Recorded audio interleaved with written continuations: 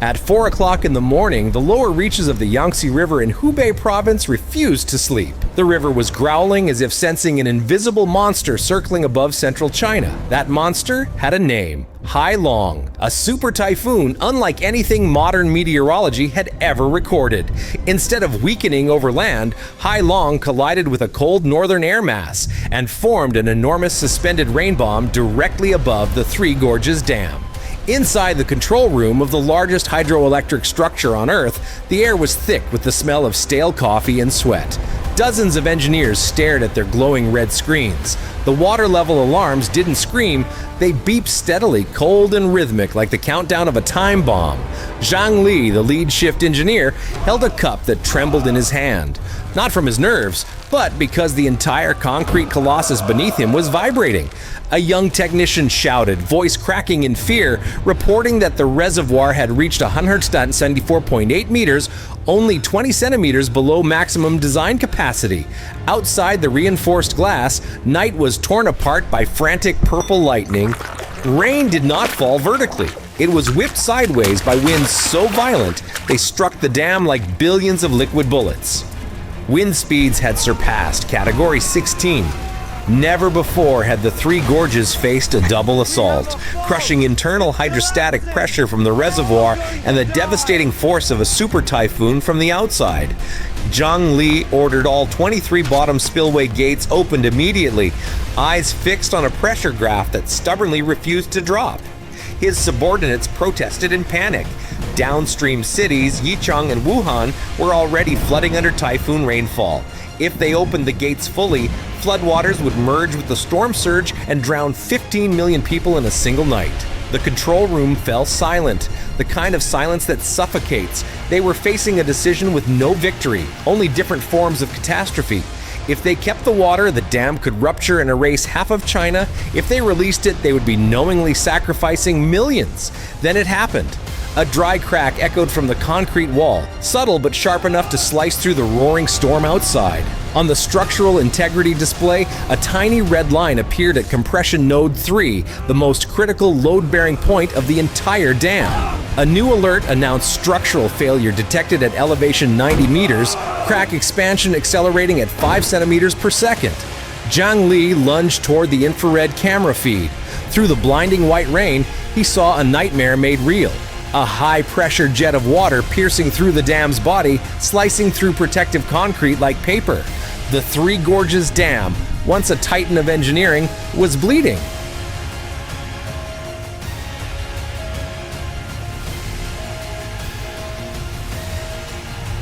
"40 kilometers downstream, the city of Yichang drifted in a restless sleep beneath the storm.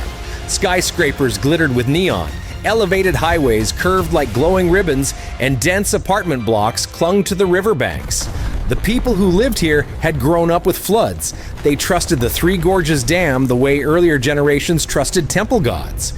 They called it the Great Wall on the river and believed it would never fail them. But tonight, that faith was about to become a death sentence. At 4:45 a.m., the hairline crack in the dam's body tore open into a gash 2 meters wide, running from crest to foundation. The entire weight of the Yangtze, compressed and furious, finally found a way out. Water exploded through the breach with the power of thousands of artillery guns, hurling blocks of concrete weighing many tons into the air. The ground shook more violently than an 8th magnitude earthquake. In the control room, chunks of ceiling dropped, lights flickered and died, and only the blood-red glow of emergency systems remained. Zhang Li screamed into his radio, ordering immediate evacuation and transmitting a level red alert to Beijing. The dam could no longer hold. All he heard in return was static. Hailong's electromagnetic fury had shredded communications. Outside, a detonation louder than any thunderclap split the sky. It was not a bomb. It was the sound of Earth's axis breaking, at least for China. A 500-meter section of the dam's midspan sheared away from the main structure, tilting, and then snapping free. At 4:47 a.m., the Three Gorges Dam failed. It did not crumble gently. It was punched apart at its weakest, most heavily stressed point. A slab of concrete the size of 2 football fields was ripped from its foundations, hung in the air for a fraction of a second, and was pulverized by the insane force of the unleashed reservoir behind it. Billions of cubic meters of imprisoned water were released in an instant with primitive, terrifying power. The flood did not simply flow, it fired. A vertical wall of water nearly 100 meters high, taller than the Statue of Liberty, launched itself into the narrow Three Gorges Canyon. Its roar was so immense that seismographs in Japan and South Korea recorded it as a tremor. This was the sound of an artificial apocalypse. The torrent carried with it jagged concrete fragments, twisted rebar, and tons of rock and mud, transforming into a colossal circular saw that shredded everything in its path. The valley immediately below the dam, once home to quiet villages and terraced fields, vanished in 12 seconds. No houses collapsed. They were simply erased, dissolved into the churning brown chaos. Trees were ripped out by their roots, stripped of bark and branches, turned into bare skewers spinning in the muddy current. At 4:55 a.m., the storm still lashed Yichang with rain that reached to the knees, turning streets into turbulent canals. On the 15th floor of a riverside apartment building, a night shift nurse named Xiao Wei stood at her window, sensing that something was terribly wrong.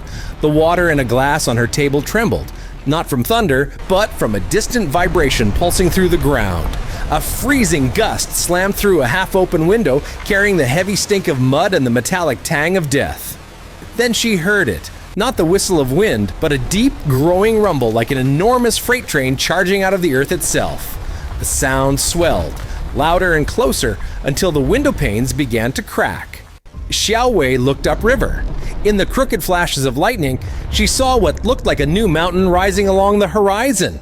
But this mountain was moving. It was pitch black, crowned with boiling white foam, swallowing one by one the lights of the monitoring stations along the banks. "An earthquake," she whispered, gripping the curtain with white knuckles. In an instant, every streetlight in Yichang went dark. True blackness swallowed the city. The main high-voltage substation had just been eaten by the approaching mountain. At exactly 5 a.m., the wall of water struck. It did not gently creep over the banks like a normal flood. It slammed into the city like a liquid meteor. The great railway bridge over the Yangtze, pride of modern engineering, took the first hit. Steel beams more than a meter thick bent like wet noodles, snapping with explosions as loud as bombs. Moments later, the entire bridge was ripped from its supports and swept away like a plastic toy. The raging torrent surged into the city's main avenues at nearly 80 kilometers per hour. Cars trapped in traffic were lifted, smashed together, and shredded. Buses and trucks spun helplessly like dry leaves. The ground floors and first levels of riverside high-rises were punched through instantly. High-pressure water obliterated brick walls, tore out furniture, people, and pets, and spat them all into the deadly, debris-filled current. Xiao Wei screamed as the luxury hotel across the street began to shudder. Its foundations were eaten away in seconds.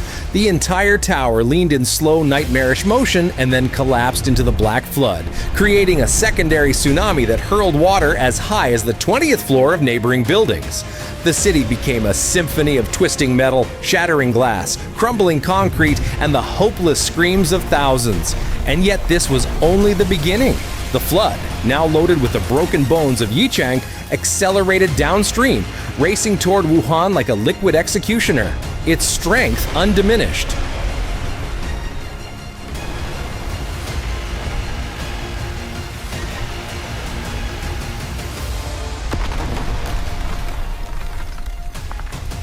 By dawn, Wuhan, home to 11 million people, still had no idea that a liquid monster was racing toward it at the speed of a Formula One car. In the skies above, Hailong's blood-red eye glowed like a demon surveying its empire, unleashing billions of tons of rain in a relentless barrage. At 6:15 a.m., news of the dam collapse reached Wuhan, but 2 hours was nowhere near enough time to evacuate a city of this size. Panic ignited instantly. The subway system shut down, turning its underground tunnels into potential death traps if water breached them. Bridges across the Yangtze became choking masses of cars and people. Sirens, car horns, thunder, wind, and the cries of terrified families blended into one desperate, chaotic roar. Inside the Wuhan Flood Control Center, Director Li Jun slammed his fist on the table as real-time satellite imagery painted a horrifying picture. A dark red mass spreading down the Yangtze at impossible speed. Flow velocity had risen to 120 kilometers per hour. "This is not water," Li Jun shouted. "This is a liquid bullet." Impact was expected within 45 minutes. Jianghan district would be the first to die. At 7 a.m., the liquid bullet arrived. There was no second warning. The flood, carrying the pulverized remains of Yichang and millions of tons of mud, logs, and debris, slammed into the bend of the Yangtze like a hammer striking glass. The Jianghan levee didn't overflow. It exploded. Tons of earth were launched into the sky as the wall disintegrated in the first impact. Thick black water, heavy as crude oil, surged into the industrial zones.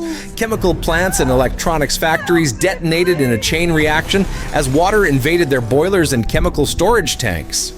Orange mushroom clouds erupted through the storm, torn apart by typhoon winds and whipped across the skyline like flaming ghosts. Water levels rose at a speed visible to the naked eye. 1 meter, 3 meters, 5 meters per minute. On Wuhan's iconic Yangtze River bridge, thousands of people were trapped, watching the river swallow the pillars beneath them. Cargo ships, now uncontrollable metal beasts, drifted freely. One gigantic oil tanker, 50,000 tons, was hurled into the central support pillar. The collision was so violent that cars on the bridge bounced off the asphalt. Flames erupted from the ruptured hull, wrapping the bridge in a curtain of fire. Trapped on the deck, people faced two deaths: the inferno above and the lethal flood below. Many, in absolute terror, chose to jump, disappearing instantly into the churning, muddy chaos. By 7:30 a.m., Wuhan had transformed into a drowned labyrinth, a Venice of the underworld. Major avenues became rivers. First floors, second floors, and then third floors vanished beneath the rising waters. Buses drifted like empty coffins, colliding with store signs and lampposts. But water wasn't the true horror. It was what the water carried. Tens of thousands of tons of rubble, twisted metal, uprooted trees, glass shards, and the remains of buildings turned the flood into a giant meat grinder. Anything blocking its path, power poles, brick walls, human bodies, was shredded instantly. On the roof of a field hospital, Dr. Chen struggled to help the last patients into a rescue helicopter. Typhoon winds rocked the aircraft violently. Below them, water had already reached basement levels. "Hurry! The foundation is collapsing!" the pilot shouted. Just as the helicopter lifted off the rooftop, the hospital groaned. The building's base, eaten away by the torrent, gave up.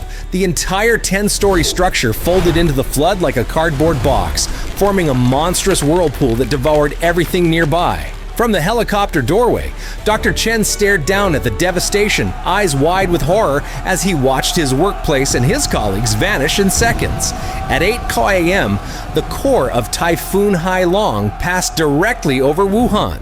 Pressure dropped violently, combining with the typhoon-driven tide and the onrushing flood to produce water levels higher than any measurement in recorded history, 20 meters above street level. Wuhan was no longer a city. It was a giant water tomb. Skyscrapers poked through the surface like lonely tombstones, surrounded by a sea filled with bodies, rubble, and drifting debris.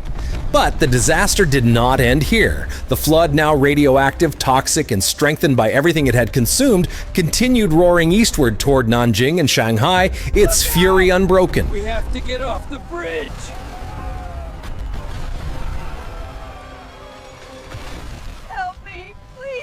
By 10:30 in the morning, the province of Jiangzhou faced a terror even greater than the flood itself. The deluge from the Three Gorges had grown monstrous, swelling as it absorbed water from tributaries, swollen reservoirs, and Hailong's endless rain. It now resembled a 15-kilometer-wide water dragon consuming everything on the plains. But another threat loomed, one capable of eclipsing even the flood. 5 kilometers from the Yangtze River, the Zhongnan nuclear power plant was transmitting a level 7 emergency signal, the highest possible alert, equivalent to Chernobyl. Its protective levees had been swept aside like toys. Muddy, debris-filled water surged into the reactor compounds. Cooling systems failed. Backup diesel generators, humanity's last barrier against nuclear meltdown, were submerged 3 meters deep. Core temperature hit 2,000 degrees Celsius. "We are approaching full core meltdown," the plant director shouted into the radio, his voice cracking beneath the wail of radiation alarms. Engineers in white hazmat suits pushed through contaminated water, attempting to open manual release valves, but their efforts were hopeless against the rising tide. Then came the detonation. A colossal steam explosion blew the concrete dome off Reactor 1. A lethal pillar of radioactive dust shot into the sky, merging with Hailong's swirling black storm clouds. Typhoon winds spread the invisible poison across one of China's richest agricultural regions. From that moment, the flood no longer killed only with brute force, it carried radiation, an invisible executioner drifting into every town downstream. By noon, Shanghai, once the glittering jewel of the East, held its breath. The city had prepared for typhoons, but not for a two-front apocalypse. From the west came the radioactive flood. From the east, Hailong pushed a massive storm surge from the East China Sea straight into the mouth of the Yangtze, trapping the river's flow. The water had nowhere to go. It surged upward like a piston. The Bund, the historic waterfront, was overrun instantly. The 6-meter seawall along the Huangpu River was overtopped as if it didn't exist. Filthy, churning water poured into the European-style old city, turning banks and colonial buildings into isolated islands drifting in a brown ocean. In Pudong, skyscrapers disappeared into toxic mist. The Oriental Pearl Tower stood like a lonely lighthouse in a sea of chaos. The world-renowned Shanghai Metro, one of the largest subway systems on Earth, transformed into a death trap. Floodgates failed. Water thundered down stairwells into the underground tunnels. Thousands of people sheltering below heard the flood before they saw it. A distant rumble that became a monstrous scream as wind howled through ventilation shafts like the cries of tortured souls. "Seal the flood doors now!" Security staff shouted at Lujiazui Station. They tried to activate the 50-centimeter thick steel barrier, but it was too late. High-pressure water shattered the gate, sweeping guards and commuters into the darkness of the tunnels. Above ground, typhoon winds reached Category 17. Glass panels from the Shanghai Tower, the world's second tallest building, were ripped away, falling like a storm of deadly blades. Tens of thousands of shards sliced into streets already drowning in toxic water. The city's power grid collapsed. Communications died. Emergency services were wiped out. Shanghai, the financial heart of China, was being torn apart piece by piece. Radioactive floodwater mixed with storm surge, transforming the entire metropolis into a colossal, contaminated cauldron. And worse still, deep inland, a chain reaction of collapsing reservoirs and weakened hydroelectric dams sent true seismic tsunamis racing toward the coast. They promised a final blow, an endgame strike that would finish what Hailong had begun. 48 hours after the initial breach, the sun rose over the East China Sea, but its light brought no warmth, only a cold, merciless illumination of a reality too brutal to comprehend. From space, the heart of central China no longer appeared green with fields or gray with cities. Instead, a colossal red-brown scar stretched hundreds of kilometers from Yichang to the ocean. The once mighty Yangtze River had vanished. In its place was a newly formed inland sea spreading across drowned towns, collapsed skyscrapers, and shattered industrial zones. Shanghai, the former capital of Asian ambition, was now a flooded graveyard. The skyscrapers of Pudong stood crooked and half-submerged like giant tombstones jutting out of a toxic marsh. With no electricity, no clean water, no communication, and no functioning infrastructure, the survivors clung to rooftops, wrapped in soaked blankets, staring into the dark, swirling waters that covered what used to be their streets, workplaces, and homes. The surface of the water occasionally bubbled as methane escaped from decomposing bodies below. Shattered luxury cars, twisted steel beams, broken bank vaults, and neon signs drifted uselessly alongside dead livestock and debris. The devastation extended beyond the physical. A thinning veil of radioactive dust from the Zhangnan meltdown settled over the entire delta. A rescue worker in full protective gear held a Geiger counter that clicked rapidly, the screen flashing warning levels as he watched survivors collect rainwater with trembling hands. He looked at them, then bowed his head in despair. They had escaped the flood, but they would not escape the slow death of radiation sickness and the outbreaks of cholera already spreading. "This is the price," muttered an old man sitting on a floating door, clutching the last surviving photograph of his family. "We cut the forests, we dammed the rivers, we angered the sky, and now the sky has taken everything back." The legendary Three Gorges Dam, once a symbol of humanity's conquest over nature, was reduced to two broken concrete cliffs. It stood as a permanent warning. Against the full power of the earth, human achievements are nothing more than sandcastles before a rising tide. This catastrophe did not merely destroy a region, it severed global supply chains, shattered stock markets, and pushed hundreds of millions toward famine as China's largest agricultural zones turned salty and radioactive forever. At sunset, the sky burned in blood-red hues. Oil slicks on the floodwater ignited into drifting fire patches, flickering like ghostly lanterns in the toxic dusk. This was no longer a natural disaster, it was the beginning of a new era. An era in which humanity must either learn humility or be erased like dust in a storm. As night fell over the drowned remains of civilization, the stars stared indifferently at the black water covering the cradle of one of Earth's great cultures. The universe moves on. The planet spins. Only humanity mourns its own arrogance. The collapse of the Three Gorges Dam was not merely the fall of a structure, it was the collapse of an idea. The belief that humans could force rivers to kneel and mountains to yield. Tonight, nature had issued its verdict without debate. One sneeze of a super typhoon, one crack in a wall, and centuries of effort vanished in hours. This is not fiction. It is a verdict. And this verdict is not for China alone, it is for all of us. Climate change is no longer a number in a report. It is the red mud burying villages in Guizhou. It is the towering wave swallowing Shanghai. It is the heat wave scorching Europe and the melting ice of the Arctic. Today it is the Yangtze. Tomorrow it could be the Mekong Delta, our own homes in the lowlands, New York, Tokyo, or London.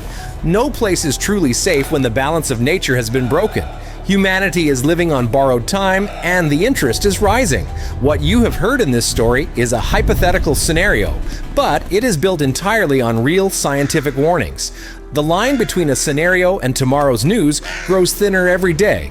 Ladies and gentlemen, we cannot stop the storms, but we can change our fate through awareness and preparation. Do not wait until the water reaches your bed to learn how to swim. Do not wait until everything is gone to value the world you live in. If this video from Nature's Wrath has frightened you, let that fear become action. Share this warning now. One share might save a friend, a family member, or someone who has forgotten how fragile we truly are. Spread this message. Remind the world that humanity is small, but not powerless, if we respect the planet. Leave your comment below. Which city do you think is most at risk next? And what preparations have you made for your family if such a scenario ever strikes your home? We want to hear your thoughts as we build the strongest survival-ready community together. And do not forget to subscribe and enable notifications for Nature's Wrath. Why? Because here we do not just report disasters, we prepare you for them. In our next videos, we will teach you how to purify water during toxic floods, the 3 essential items every emergency survival kit must contain, and how to detect signs of a levee failure 15 minutes before it collapses. These skills may be the only ticket that keeps you alive when Judgment Day comes. Thank you for staying with us through this emotional journey. Remember, nature does not joke, and preparation is never wasted. I am the storyteller of Nature's Wrath. Stay safe, stay alert, and may you and your family remain protected from the fury of the earth.